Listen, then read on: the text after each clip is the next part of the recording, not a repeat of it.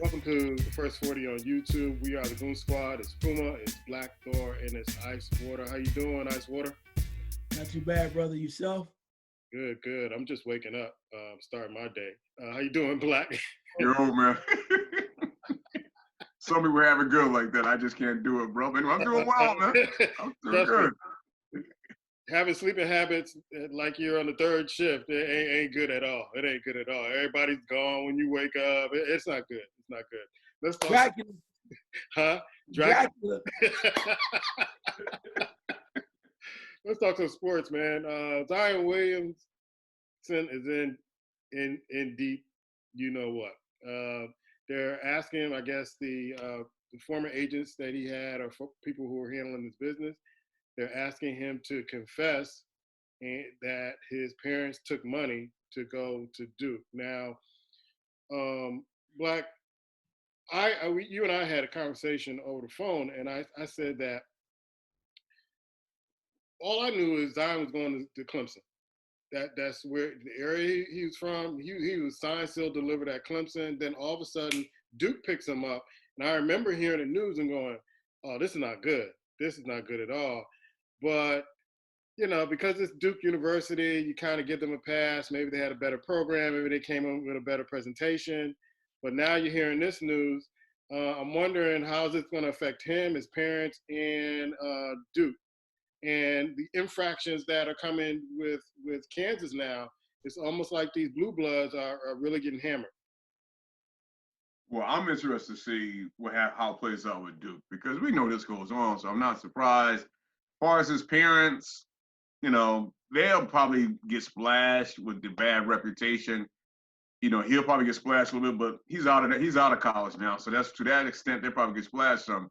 But for Duke, man, when you start to look at Duke in a sense for the last 5 years, it seemed like every time a player leaves there's a bad taste in their mouth, there's something going on that's linked them back to Duke. So I'm curious to see how this plays out with Duke because, as you said, if he was scheduled to Clemson, what made him decide to go elsewhere? I know one thing, that the agency that he basically stiffed, they're out for blood. They're out for blood. They're not playing. I think they're suing him for $100 million. Of course you make the number high, but they're looking to drag him down hard. So it's going to be real interesting to see how this stuff plays out. You said something key when we were talking, is that usually you would think something like this would happen maybe in his third or fifth year playing in the NBA, but happening this soon tells me this place right here, they were just waiting for him to kind of get to the NBA and play, and they're going to come out with the dogs, and they bring the dogs in this one. Yeah, ever since Duke started going with the one and dones, they're inheriting all these problems, or they're getting more exposed as time goes on. Maybe Duke was doing it all along, but now they're getting more exposed with the one and dones. And I'm thinking of Wendell Carter and other players that have been there, where folks have come back and said, "Hey, Duke is not the program that you think they are." Well, it's like anything else. If you partake in certain things, then things can happen. So as you mentioned, then going after the one and dones, there's a lot of covert operations happening behind the scenes.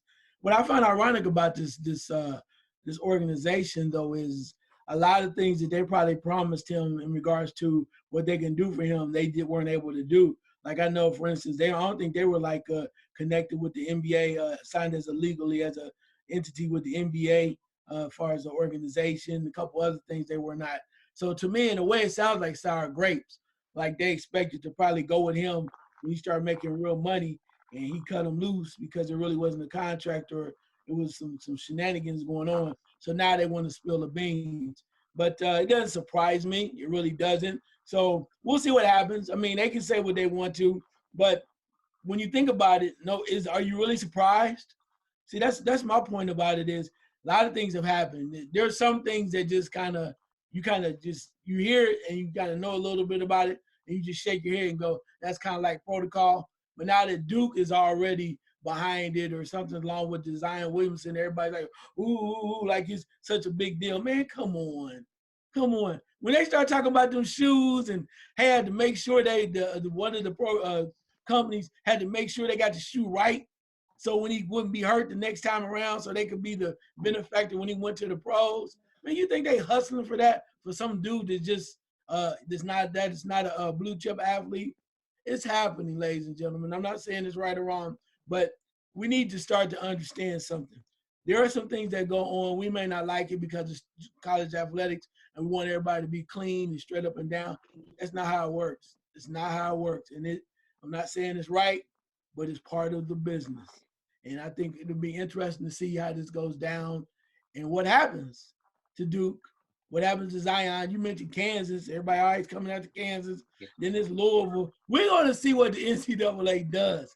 We hear all these allegations, Arizona, and we keep going on and on and on. When in the hell is somebody going to do something? When are you going to do something with the information that you have? Y'all talked about the FBI and all these other allegations they found. Okay, we got the evidence, but if you have evidence, you don't do nothing with it. It's just damn evidence. I'm serious. Yeah. It's just evidence. We talking heads. You're going to do something. If he's guilty, find him guilty. Do what you got to do with it. I want to know. I'm tired of listening to it. If you're not going to lay the law down, then let's move on, bro. So one of the things that I know we're going to talk about later in the podcast is that the NCAA, and I'll bring it up a little bit now, maybe to tease a little bit. It seems like they just don't have any teeth when it comes to matters like this, or they don't want to get in the way of their money when it comes to things like this, because it seems like these infractions just keep coming, yet these coaches are still coaching, these programs are still up and running, they're still recruiting, they're still making money. So either they're just trying to turn a blind eye to it, or they just don't have the power that they think they have. Black? Yeah, I'm not sure. Can you hear me well? Yeah, a little bit, little grainy. Let me log out a lot of that. For some reason, my number just not hearing you. Okay. I'll go with Ice first while you get yourself situated. Ice, it seems like they just don't have it, the NCAA. Well, I mean, it's one of those things that, they know who they work for. That's the other thing, too. You work for the school. Only the schools are the reason why the NCAA is in existence, okay? Yeah, think about that. A lot of people don't, no, it's the schools. The schools could go off and actually could put together their own type of governing body. So the NCAA is a little nervous there. But then on the other hand, too, there is a lot of things that happen with these students and the back end that I mentioned earlier. So they may not have it, but I guess my question is, what do you want them to do? If you go out, and I'm not saying that you can't have a clean program and that you can't keep things right, but if you force it out where you're not paying the athletes, okay? Right. You're giving the room boys, you give them scholarships. Now you're just starting to bend a little bit in regards to their being able to getting paid off of their own image. So you're starting to lean a little bit so they can make a little extra money. If you kind of say, we're just not going to pay them, we're not going to do this and that, sooner or later you're going to lose them. Which is why that you're going to see you're talking about one and done, you're probably going to see that scrapped because now they're going to let the high schoolers leave. We're seeing more and more high schoolers at 18 now saying, I'm not going. I'm going to go do something crazy, do something else. I'm going to go to G League. They're doing everything they can. So the NCAA and the NBA are going to have to change, especially the NCAA, they're going to have to change that one and done. If you want to come to school, you can come to school. But at the end of the day, here's how what people don't know. They must understand that you're not paying the players. Things happen. They want money. They want some other things. And if you do not start to continue, if you do not start making concessions where things start to benefit the players, especially your top players, you're going to lose them. You're going to lose them. And I said this all along. You need to do something to make sure that you're taking care of some of the athletes in some manner. Okay? And if you don't do that, then what you're going to have, and I said this a long time ago, for everybody that's talking about, it's all about the student athlete, you're going to have intramural players, Division V players playing Division I basketball, and nobody's going to pay to see that. You're not going to have the Adidas contracts. You're not going to have the Nike contracts. You're not going to have these contracts because as you're watching here, you are geared up head to toe in North Carolina gear, correct? Yep. And there's a reason why. It's not because they had a great chess team. I'm serious. Or they had a great football team. You went head to toe Carolina because they were champions and they had championship players and they won titles. That's why you had it on. And you are exactly the reason right now why you geared up and why they want your money. I'm just saying, you're a perfect example. Yeah. But you're not going to do that if you got a guy that you can compete with playing for North Carolina. You're not going to sit there and watch him. You're not. Not on that level. You're not going to go, man, let me tune into March Madness. You're like, that dude got turning the ball over. You want to see some excitement. You want to see something extraordinary, an extraordinary talent that you normally wouldn't see at the park. And that's what the NCAA is marketing. And that's marketable, which turns into money, turns into dollars. All I'm just saying is there's a lot behind it, more to it than what is being released. Yeah, because I know we did a story maybe last year about how some of these players are going to be benefiting from playing in college, and that California changed some policies and rules in their legislative branch to get this done, and how that was going to entice players to go to places like California or places that kind of saying, hey, you can come here and make money in college. And, oh, by the way, you can play college basketball or football too.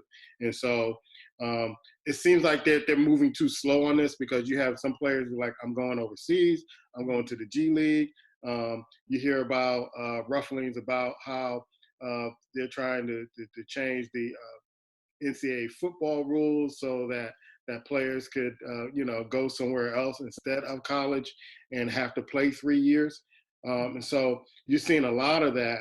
It may be detrimental to those college students playing football, because I don't think at 18, 19, you're ready to go play with grown men at that particular point. Some may be freaks of nature, whatever. But it just seems like they're just moving too slow. They're behind the times. And you get a sense that the universities are like, you know what? Why are we even associated with the NCAA? Maybe we should kind of band together and do our own thing. They've had the idle time to kind of have some conversations about it. But what are your thoughts about, that you mentioned earlier about schools saying, you know what, do we really need the NCAA? And let's get together, especially the Big Five, and say, we'll create our own governing body and we'll go from there. They could, but the one thing that the NCAA does have, and not saying nobody else couldn't do, they have a hell of a way of putting together TV contracts. You talk about March Madness, we're talking about billions of dollars. They got that down to a science. Whoever they're talking to, how they able to put that together, and that's a bond that makes the NCAA continue to be attractive. Not saying no one else could do it, but that definitely keeps them in the game, if you will, till somebody else rises up and finds how to do it. And the other part of it too, as you mentioned about these young men trying to go forward and playing in the G League, let them go. That's what they want to go. If they don't want to, you shouldn't force anybody to go to college, okay? I've always said that you should not force them to go. The big issue, though, is in football, though. Now you're hearing the rumblings about people trying to leave early. One thing about it, if there's one league that controls its own destiny, the NFL is like, we don't give a damn. They've been trying to change that junior rule forever. They're not having it, bro. NFL is like, no, you can't play in our league. When we want you to play and you're ready, we're going to call you and we'll tell you and we'll set the rules. So many people have tried to go against that rule. NCAA didn't know where they were going to fall in on the rule. And the NFL says, simply put, this is a grown man's league. We decide when you come in. If you don't want to play for us, you can go to Canada, whatever your other options are. This is the NFL, the no fun league. We tell you when you play. Now you don't tell us when to play. They have set the precedent that for the longest time, and they continue to do so. Love it or hate it, it's a certain old boys network, how they run with it. And if you don't want to play by the rules, sorry about your damn luck.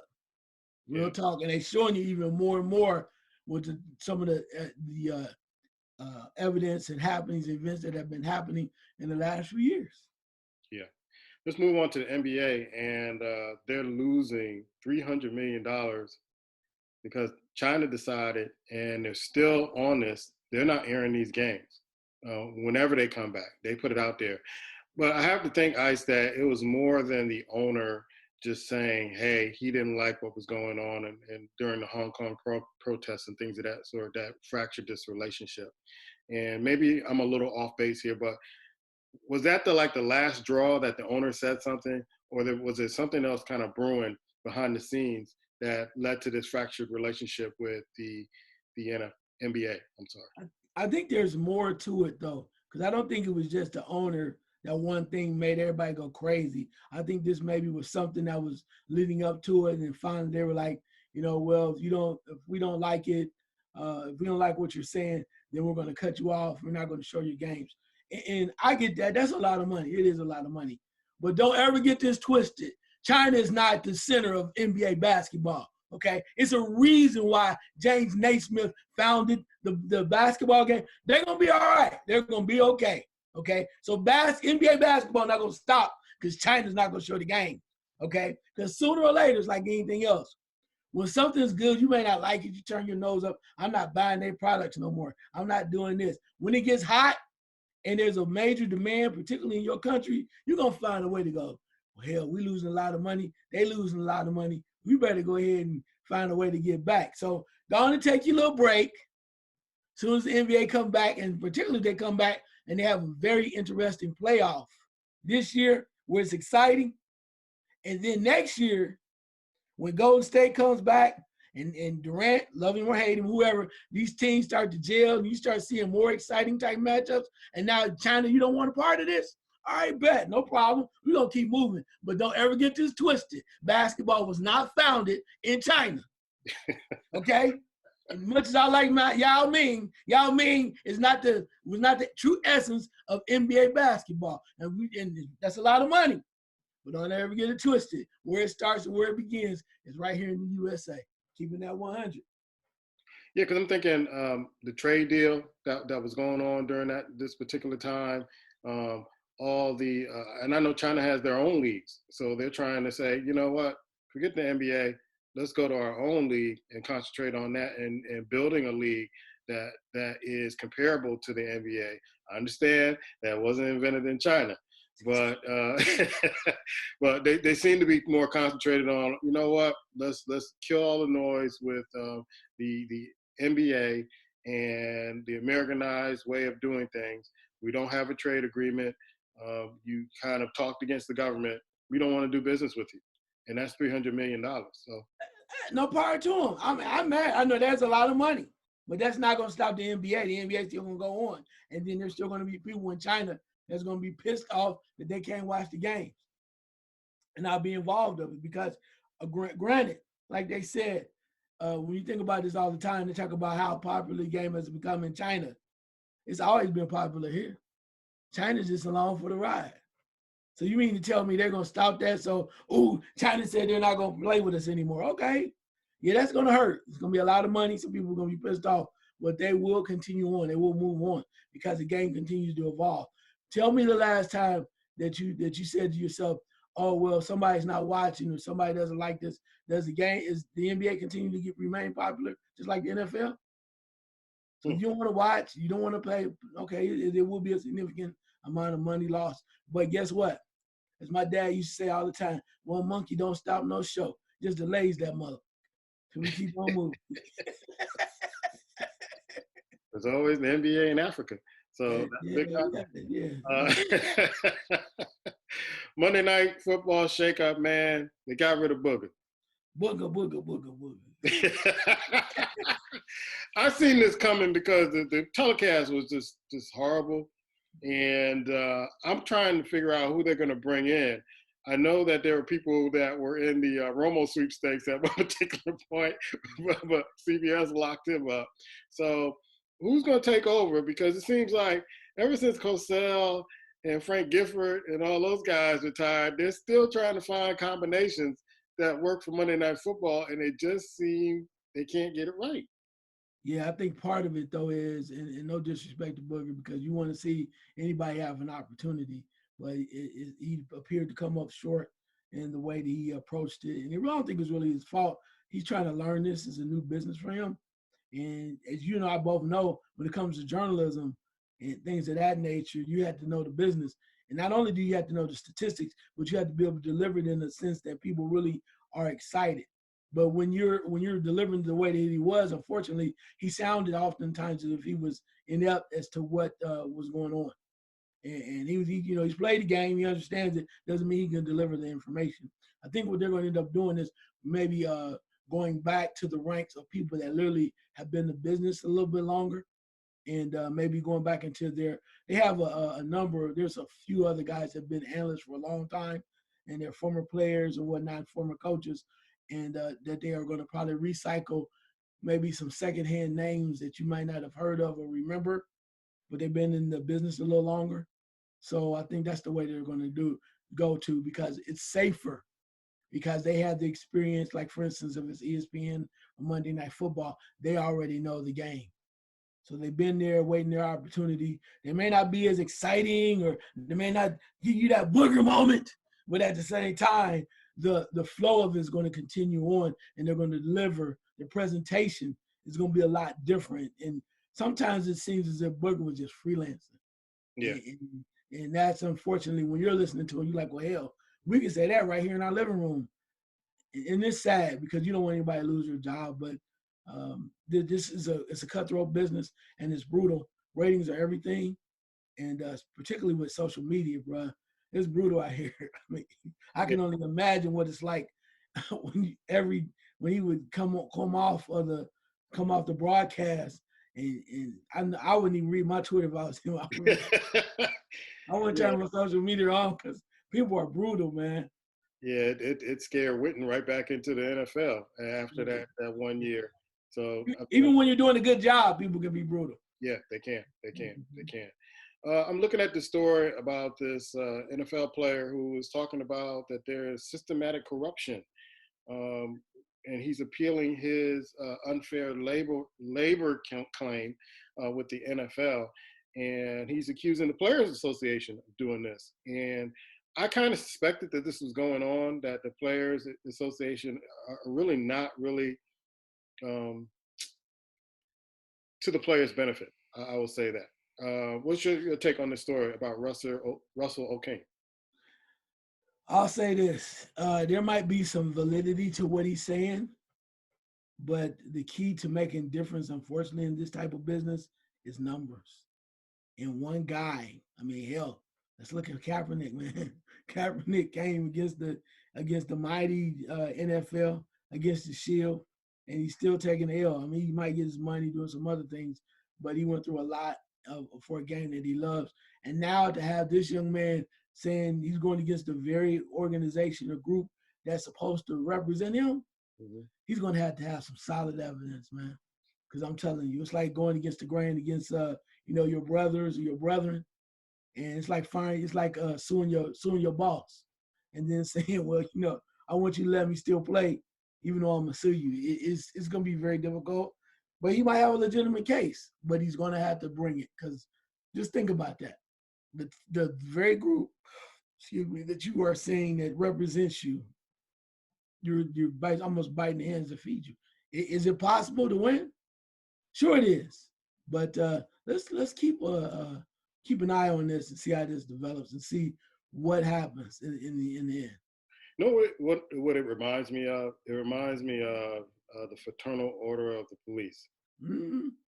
Yeah. And you're not on the take, but you know of some folks that are on the take, or the organization's not on the up and up. Now you're going against them. Yeah, you're absolutely right. Yeah. How many times have you heard that? And then they say they're all bad cops, and you're the good cop. Mm-hmm. And you know how that can be when they turn their back, or you might be in a position where you need backup, and it never comes. I mean, it's wicked out here. I'm not saying anything bad about the police department, but some stuff is real. And when you need something, let's say, for instance, you had a situation with a medical thing, he might need a call. Somebody can help him with a call to get something to make sure his family's covered, and then all of a sudden he might miss a deadline or something like that too. That's the other thing too. When you sue your boss, or you come at a group that's supposedly representing you, and you mess up one time, like being tardy on one thing, man, it's a wrap, bro. There's no mercy. No mercy at all. So it's gonna be interesting, to say at least. Black, you've been incognito. Are you on set now? I hope so, man. I don't know what's going on here, bro. I'm gonna have to talk to Zoom about this, my brother. Seems like they're always playing around with me when I come up here, bro. We're talking about Russell Okung, King. I'm not sure how you pronounce his last name. And he accuses the NFL Players Association of systematic corruption. And me and Ice were just saying that it's almost like, it reminded me when I read the story about the Fraternal Order of Police. And when you go up against that system, maybe you have some bad cops in the ranks, and then the good cops come out and try to say certain things. It's almost like this guy is really kind of going to be cutting his throat trying to go up against the NFL Players Association, which I always thought was really kind of something that the NFL put up just to kind of put on this airs that the players have some kind of rights or they could go to somewhere where they can put their grievances. Well, it's interesting, man, because this last contract here, to me, you really showed, to me, their president, that he has no power at all. And if he's not working with the NFL, he's not working for the players. That's for sure. So I was just shocked when I read, again, this deal is good in the 23rd. I'm like, you got to be kidding me. And I know the voters voted, but yeah, I think what he's saying is valid. But if he's just one guy, and what he needs is more people to kind of line up. One guy kind of take him on, it's not going to make much of a difference, man. They're going to push him to the side, and things are going to keep moving. It's sad, but he has valid points, but he's just one guy. Yeah. I wanted you to get on this, man, because I know Booger is your boy at Monday Night Football. Him and the whole crew is gone this season. Who do you think is going to take over? It doesn't matter. It doesn't. I mean, ESPN got to realize they've been changing. Think about the last couple of years. It's been this. It's like people don't tune into Monday Night Football for the announcers. They just don't. If the game is not exciting, that's what matters. They need to tell the NFL they need to better put on better games. People are not tuning in because Booger was up there. I mean, I think those two did a decent job. They're gonna probably. I think they got somebody some people up ESPN going to throw on it, but it doesn't matter. People are not into the cash. You got to put a good game up there. And I just don't think it matters. I think ESPN has kind of shown that they're weak, changing from year to year. And don't get me wrong, I know they look at Tony Romo, and they've been trying their best for every reason to think of that. If they put Peyton in, everybody's going to watch and listen. It doesn't matter. So I think they're lost, man. I just think they're lost. I think they should have kind of hung with the crew, allowed them to kind of build a little more chemistry. And they really give you a lot of insight. Don't get me wrong, Booker would go a little too far. I do get that. But every year, you can keep changing every year and the ratings don't go up. And it's just the same thing with Thursday Night Football. As soon as they started giving them better games, guess what? The ratings started going through the roof. You got to get better matchups, man. That's the problem. Yeah. All right. Let's go on to this next topic. And if you only could get one sport back, Ice, only one, and they could play their season, which one would you choose and why? Wow, that's tough. Baseball. No, I'm just playing. Shut up, Black. Shut up. I'm going to be like Little Richard, always in mustard trying to catch up. Shut up. Anyway.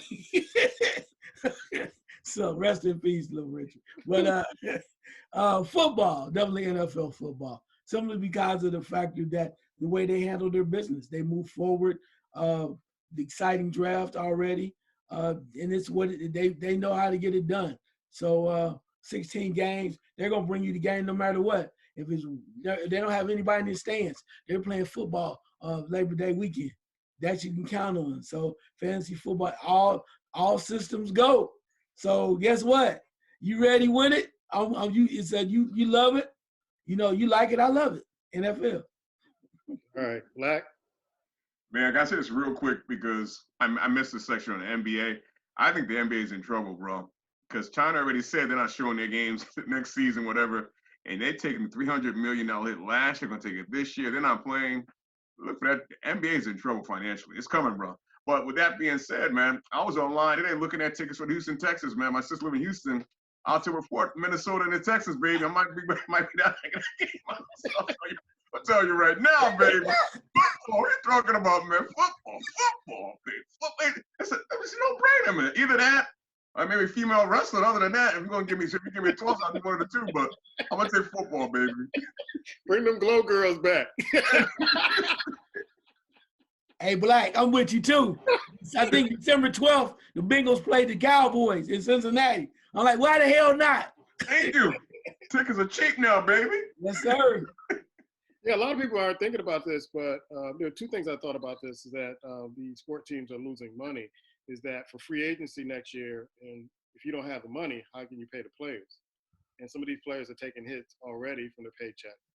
And then the thing that I think people need to watch out for too is when these sports teams start coming back, and they're getting tested every day or every other day or after the game, and people outside can't get tested.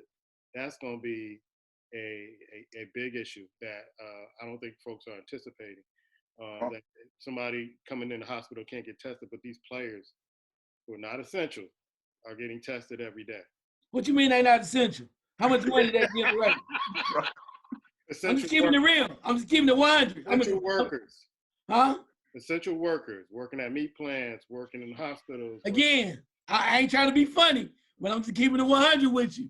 They're essential because the people that make the money, the real money, I'm just keeping it real. My heart goes out to the people that we're supposed to really care about. But at the end of the day, those that have will share to make sure that they continue to make money. Let me tell you something, bro. That's crucial. That's cruel, but it's real. Yes, the governor of Florida came out today and said all sports can be open and start playing right now without fans in the stands. All basketball, NASCAR, baseball, golf, tennis, you name it. Why would he say such a thing? He wants money, bro. These states want money. I'm telling you, it's after the showdown, lockdown, for the most part, for people, it's over with. It's all about the cash now, money. Go hard. Tell him, hey, look. Tell him, look, hey, Black Thor, tell him. Shit, daycares is still closed. Daycare is closed. Them motherfuckers said, let's go. Sports wide open. Let's go. You find a way to take care of your damn kids. That ain't my problem. But we playing football on Labor Day weekend. We got Booker McFarland and Michael Irvin on the show today. Look. I'm here to tell you, man, it's going down, bro. It's going down. Either you on the train or you're not. Because that's what I'm saying about the NBA. They sitting around. Look at baseball now. Baseball's coming out, shortening their season, saying, you know what, we're going to roll them out. These players worrying about a salary cap. Either you with us or you're not. They're going to play. They don't roll the ball. Either you're there or you're not. And if you want to stay with your family and worry about the corona, that's more power to you. But they're going to give you a 50-50 split of what they're going to take in and say, this is what we're going to do. Either you're with it or you're not. You can't afford it. Adam Silver sitting around, he don't know what he want to do. He's scared over this one. Bro, you want to play basketball, you're not. Make a decision. Make a damn decision. Hey, you cannot afford to not be on the train, bro. Because the train coming through. It's rolling. You're going to be like, well, damn, we should have been on there. We should have been on the train. Because right now it's like this. You know how much money the NBA has lost already, bro? Yeah. You know how much money they lost already? And he's talking about starting the season in December. Are you out of your mind?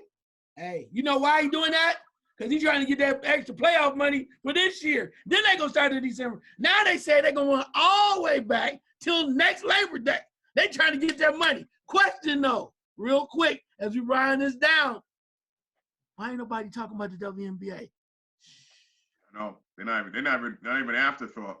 Not even afterthought, bro. Shameful. Yeah. I think now if the NBA even plays, I don't think, here again, the closer they get to summer, no one's going to be paying attention, bro. You know, another sport we don't even talk about that much that the commissioner came out and said, they're playing NHL. You ain't got to be there. NHL, they're putting the puck on the ice. That's what I'm saying. You know, it comes down to money. It does. It does. I mean, you got these guys fighting anyway. Roll the puck out, do what you got to do. But like I said, come Labor Day weekend, comes football, baby. Pop the beers open. Hey, like you said, though, you got to stay home, watch your damn kids, but just give us that $79.99 for pay-per-view, all access TV viewing. Man, this is turned into the NFL draft. Anyway, the sport I would pick is college football. I would pick college football. Look, good luck with that one, too. They got to play without fans, too. Yeah, and they're talking about, they haven't even set a schedule up. No, that's one sport I don't think it's going to happen. Yeah. I don't think it's happening. Yeah. I think college basketball might be in jeopardy, but I think college football definitely not happening, bro. Hey, look, they ain't missing March Madness 2 years in a row. I don't give a damn what you say. They ain't cut the season back. They ain't taking them L's again. No, not this Season time. gonna start in March. Damn right. the third of it. Well, it should be an interesting story because, you know, everybody's talking about we need vaccinations and testing, and there's not enough tests to go around. Are you willing to be vaccinated? That, I don't know. That's what I'm talking about. You ain't come close to me to a needle. Get out of here. Hey, especially when they don't know that it works. Yeah, right. Yes. Yeah. That's what I'm saying. I got a lot of Come on, questions man. before that we get to that point. I got a lot of questions, so I gotta know the ins and outs, what's going in, how am I gonna feel? Yeah, because I don't even take flu shots because the first flu shots that I took, it made me, you know, I wasn't getting sick before. Now I'm getting sick. I'm like, nah, let me just. How long you took that flu shot, man? Because that could be the problem why you sleeping all day. No, man.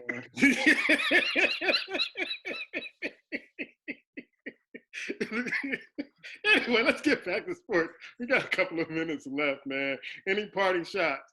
Ice, parting shot. Yeah, the parting shot is we need to just get ready and understand what's going on. People, take care of yourself because, like I said, people are dying, man. And like I said, you better figure out your damn self what's wrong with you because everybody ain't for you, even though they wear a mask and some gloves. Parting shot, Black. Hey, Zoom, we got to talk, baby. Richard Hamilton said that he was scared to play against Kobe Bryant.